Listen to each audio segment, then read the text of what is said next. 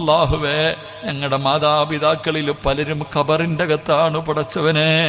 അവരുടെ ഖബർ നീ വിശാലമാക്കണേ അല്ലാ, സ്വർഗപ്പൂങ്കാവനമാക്കണേ അല്ലാ, സ്വർഗത്തിൻ്റെ കവാടം തുറന്നു കൊടുക്കണേ അല്ലാ, സ്വർഗത്തിൻ്റെ വിരിപ്പ് വിരിച്ചു കൊടുക്കണേ അല്ലാ, സ്വർഗത്തിൻ്റെ പരിമളം അടിച്ചു വീശുന്ന ഖബറാക്കണേ അല്ലാ.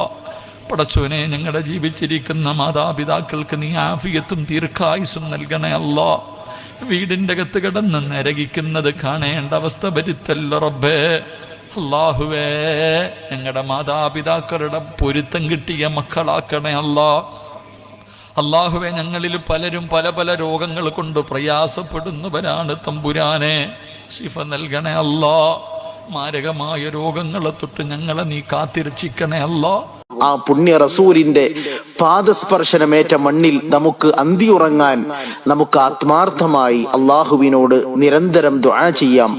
വജഅൽ മൗതി ബിബലദി റസൂലിക സല്ലല്ലാഹു അലൈഹി വസല്ലം. അല്ലാഹുവേ, ഞങ്ങളുടെ മരണം നിന്റെ ഹബീബിന്റെ നാട്ടിലാക്കണമേ. اللهم رب ارحمهما كما ربياني صغيرا. اللهم ربنا تقبل منا إنك أنت السميع العليم وتب علينا إنك أنت التواب الرحيم. آمين آمين برحمتك يا أرحم الراحمين. صلى الله تعالى وسلم على خير خلقه سيدنا محمد وآله وصحبه أجمعين.